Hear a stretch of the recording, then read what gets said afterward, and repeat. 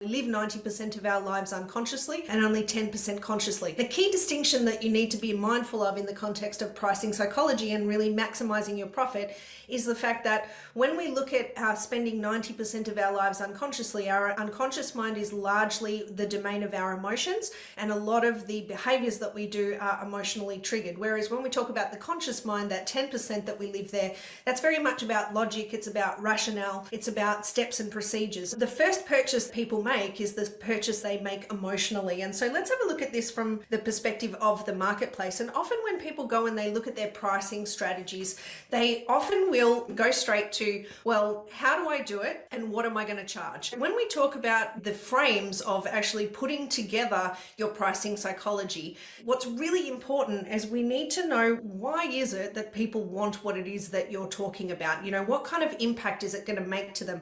What is the problems that are going to be solved as a result of making that investment? What is it that you're going to give to them as a result of that purchase and how much it is? When will you give it to them by?